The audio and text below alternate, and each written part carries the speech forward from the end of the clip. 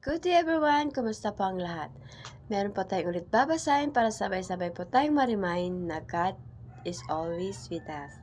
God is always protect us. Mababasa po ito sa Salmo chapter 121 verse 5. Ang Panginoon ang nag-iingat sa iyo.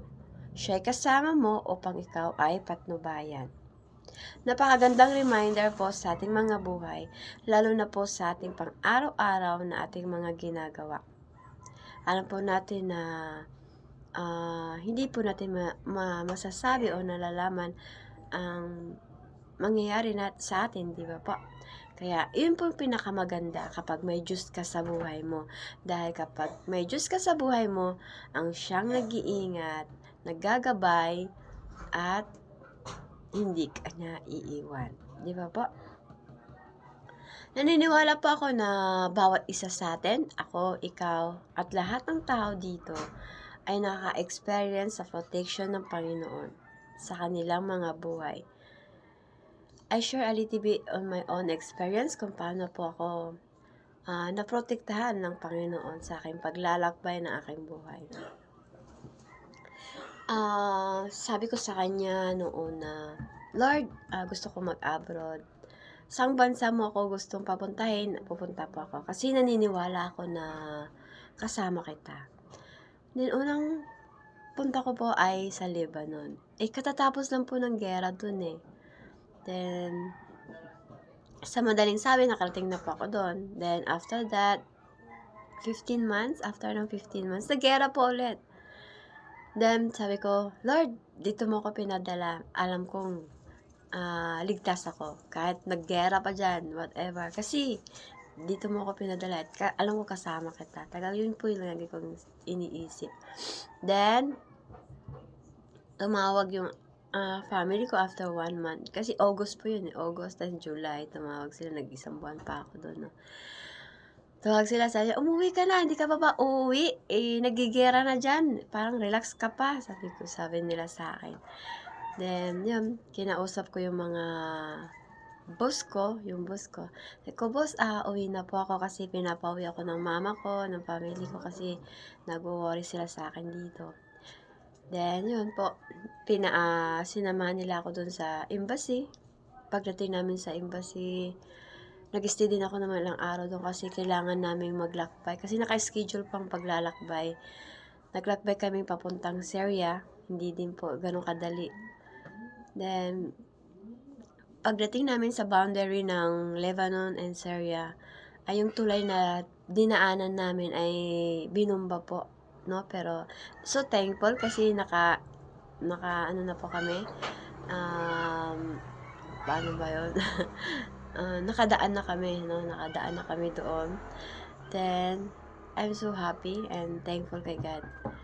Then ang iba pong mga Pilipinang kasabay ko ay may mga injured po, pilay, hindi makalakad, may mga pasa-pasa sa katawan.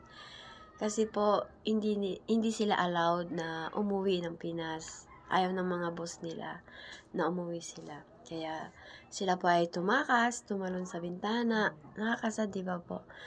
But I'm so thankful kay God kasi talagang yung paggabay niya sa akin, yung protection niya sa akin, ay napatunayan ko po na talagang may Diyos sa buhay ko at may Diyos na buhay.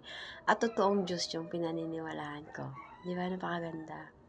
Then, kaya po, I believe na kahit tayo ay makasalanan, tayo ay nakakagawa ng mali, God is always there for us. Kasi alam niya yung puso natin. Alam niya kung bakit ka gumagawa ng mali. Kasi may situation tayo na hindi natin kayang i-explain or ipaliwanag sa ating family kung bakit nasasaktan tayo, kung ano yung naramdaman natin. Kaya minsan ginagawa natin ay yun, pupunta sa tropa, sa kaibigan, nakikipag-inuman, di ba po? Then, i-voice out mo yung naramdaman mo dun sa friend mo, di ba? Kasi, parang doon ka comfortable na sabihin sa kanila. But, God hear you. Di ba? Naririnig ka ng Panginoon sa bawat binibigkas ng ating mga bibig, di ba? Kaya, masasabi ko na kahit tayo ay nakakagawa ng mali, is God is always protect us. Kasi ayaw niya tayo mapahamak eh. 'Di ba? Kasi alam niya yung nasa puso natin. Alam niya yung kung bakit ka gumawa nito. Alam niya kung bakit ka nakagawa ng mali. Naunawaan ng Panginoon, 'di ba? Pero darating din yung time na ma-realize mo. Kasi kung tunay ka na niyang anak kung tunay kang anak ng Panginoon, ma-realize mo yung mga mali mo. Then after that, kapag na-realize mo yung mali mo, at na-realize mo yung protection ng Panginoon sa'yo, yung pagmamahal ng Panginoon sa'yo, mag-repent ka hihingi ka ng tawad sa Kanya, di ba? At unti-unting babaguhin mo yung sarili mo, di ba? Yun yung tunay na may Diyos sa buhay, yung tunay na ikaw yung tunay na anak. Kasi normal lang sa ating mga tao kasi nasa mundo tayo Nasa mundo tayo na puno ng kasalanan, 'di ba? At hindi din tayo gano'n ka strong kaya kailangan natin ng Diyos sa buhay. But I believe na God is always with us and God is always protect us.